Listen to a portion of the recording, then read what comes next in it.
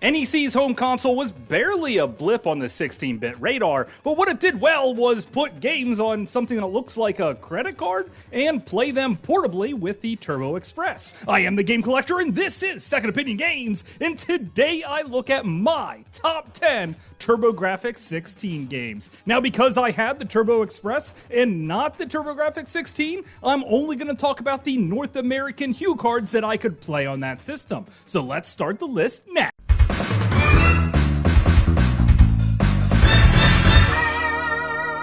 Second Opinion Games.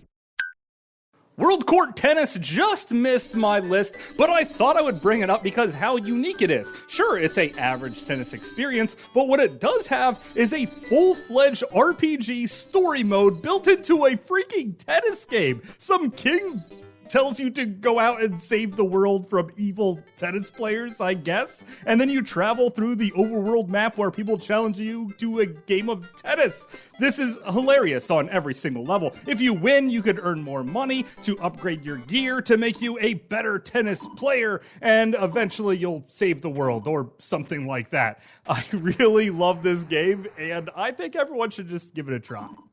Number 10, Soldier Blade. It's a vertical shooter in amongst a sea of vertical shooters on the console. But what this one does is, well, nothing that really stands out other than the fact that it looks gorgeous and plays like a wet dream. You have 3 different types of weapons here. You have lasers that you can power up, the Vulcan cannons, and some type of weird green shot. Now, when you begin to power yourself up, you'll notice that you could get really OP, and you're gonna need to be that overpowered because a single bullet can make you crash and burn. Now, in a pinch, you could unleash your powered up weapon in some type of fury that would just destroy your opponents, which is something I don't recommend doing unless you absolutely have to. But when you do, man, is it ever impressive.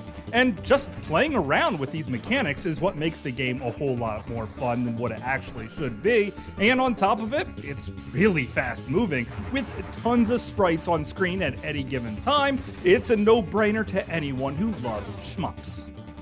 Number 9, Kadash. Now, a lot of people that had a Sega Genesis looked at the TurboGrafx 16 and thought, that's not very impressive. It took the game Kadash to really change people's minds, because the Genesis version was far darker in color, and you could only play as 2 people.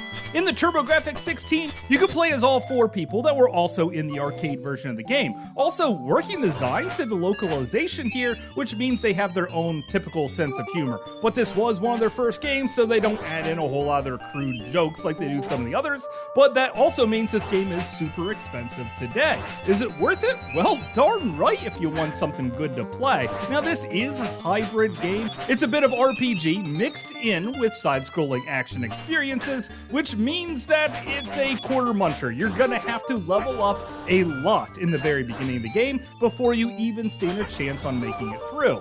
But if you do, you're gonna find yourself one of the best TurboGrafx 16 experiences, and one of the few cases that's far superior to the Genesis version. Number 8, Bloody Wolf. Throughout the 80s and early 90s, movies like Commando and Rambo were dominating in the video game market, so Bloody Wolf really is just that on steroids. You could even jump on a motorcycle and run through people and mow people down with machine guns. It is mindless fun at its absolute finest. Of course, you could also throw grenades, which are put into boss battles and minor puzzle elements, and you could even upgrade those grenades to have extra fragging abilities. You could also find shotguns and rescue hostages, finding keys, alternate paths, and when you play through about halfway through the game, your character gets kidnapped and you're forced to play as the other character that you could have picked from the very beginning of the game. Normally I do like the bald guy because I think I kind of look like him.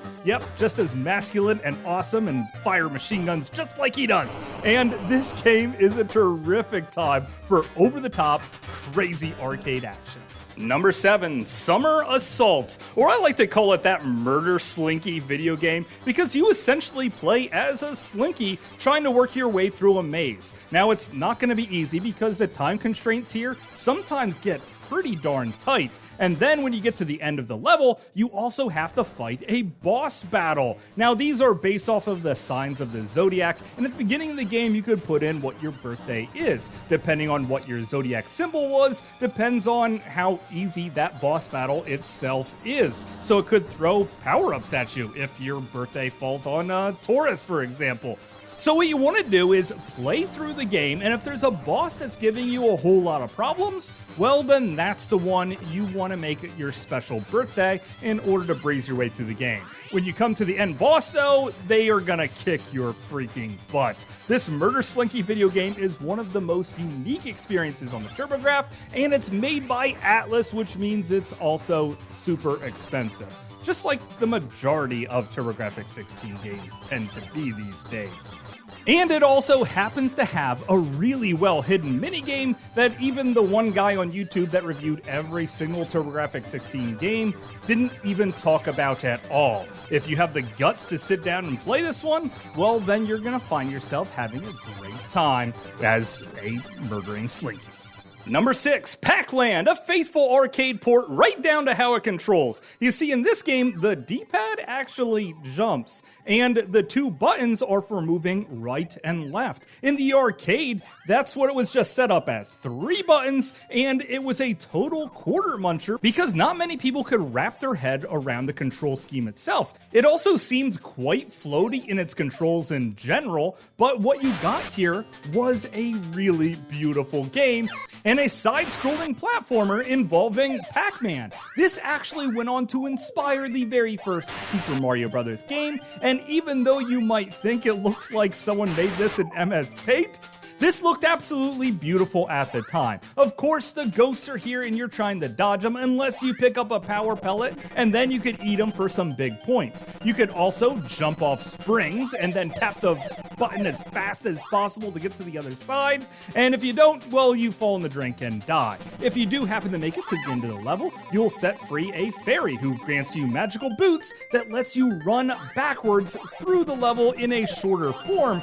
I really wish the Mario Brothers would have stored this feature as well, because I could just imagine how great it would be running from right to left in a Mario Brothers game after first working your way completely to the right. This is a great game, and this one could also be had quite a bit cheaper than some of the other ones. Number 5, Newtopia 2. This is essentially just Zelda 1 from the NES, completely remixed and repackaged and put on the TurboGrafx 16. And I mean that in the very best possible way. The controls don't feel as stiff as Zelda, which is something that I extra very much like about the game, and there's a bit more exploring to go on. There's nothing that feels abnormally unfair about the game, and you move through the dungeons exactly the same, picking up compasses, keys, and trying to bomb walls to find big bosses. This is every bit the Zelda game that any Zelda game inspires to be, and it was just done better right here on the TurboGrafx 16. I might also add that I got my copy a bit cheaper than I probably should have. I'm not sure if everyone's copy of the game is like this, but on the spine, mine actually just says Newtopia, so that's what it was priced as. So if you're shopping out in the wild and you see the name Newtopia, well, just might want to take a look at that to see if you got 2 instead of 1, and either way, you can't go wrong with this one. Number 4, Jackie Chan's Action Kung Fu. This is yet another time where the NES was put to shame by the TurboGrafx 16. Of course, the hardware was a lot better in that system, so everyone sort of expected it, but no one expected how gorgeous this game would look by comparison to the already gorgeous NES version of the game. You play as Jackie Chan, of course, and you have to punch tigers in the face, as well as frogs and a whole lot of other things in what is a very tight 2D action platformer adventure game. Now you could also pick up power-ups, which you could then use similar to a Castlevania style by pushing up and the action button, and you get those by punching the crap out of frogs, of course. There's also special stages that you could go to earn some extra lives or extra health. Now you only do actually have the 1 life, but there are plenty of continues here in order to make your way through the game. and you're gonna love playing your way through these stages both on the NES and on the TurboGrafx 16, but this version is clearly better. And there's some cool sound effects here too. Number 3, blazing lasers. Now, a lot of this console's vertical shooters all tend to bleed together, and you might think that blazing lasers is one of them, until you actually play it, and then you'll find that the controls are silky smooth. The sound effects are just sort of average, but the power-ups are where the game really shines. Sticking with just one number and powering that one number up will make it for a super destroying ship of doom. I like to stick with the number 2 power-up with the homing missiles because I can just destroy my way through almost the entire game here, and it's not a very short experience either. The graphics and sprite work are completely awesome in this game, and it happens to be one of the cheapest shooters on the system. For those that love to play the NES, you might be familiar with the game Gunneck, which is just sort of a redesigned version of this game, but the TurboGrafx 16 does it a heck of a lot better. And I really love to play this one portably on my Turbo Express, so it's definitely a winner in my book and definitely stands out as one of the best shooters of all times.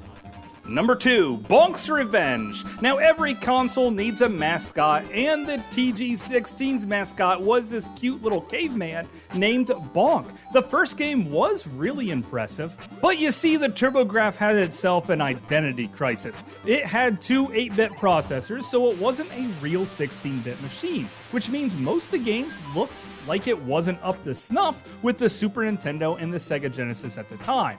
Now, they really tried to rectify that problem with Bonks Revenge. The graphics now look like a 16-bit game in general, and Bonk controls a little floaty, but what you do have here is one of the coolest Bonk experiences ever, and it's an action platformer side-scroller game that you really should not have missed, but because it ended up on this system and nowhere else, chances are you really missed out on it. Now, Bonk 3 offered 2-player at the same time, which was completely unheard of for such an experience like this, and it's something that Mario Brothers later stole. They also stole candy that make your guy grow up really big and shrink down really small, but that version is so darn expensive almost no one can afford it. However, Bonks Revenge, almost anyone can pick up for a relatively decent price, and it happens to be one of the best looking games on the system. Number 1, Splatterhouse, heavily inspired by the Friday the 13th series and the Evil Dead series. You could even carry a 2x4 and smash zombies up against the wall, and then you could pick up those shotguns and then carry them through a stage, only to dual wield them against a chainsaw-wielding maniac.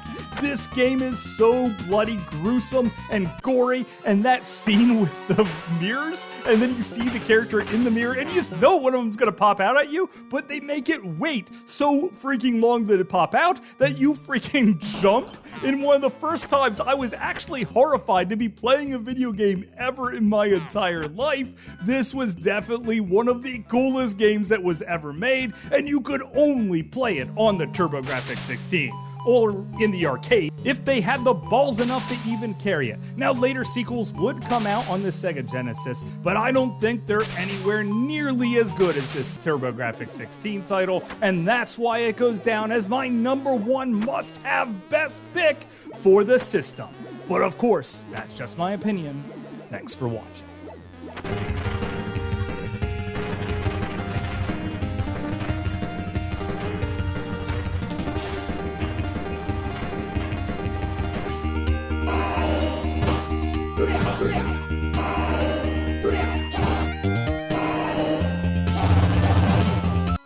Hopefully you guys enjoyed this video. I had a great time making it because I got to play the little bit of TurboGrafx 16, also known as the TurboGrafx, a little system that not many people have played. And yes, I played the crap out of all these on the Turbo Express, which is a great little handheld system, and it was even featured in the movie Enemy of the State with Will Smith. So if you want a little bit of a laugh and a little history lesson, well then go watch that movie. And hopefully you guys will leave a great comment down below. I read every single one of them, and maybe you have some ideas for me to do in the future. So until later, I will see you again, guys.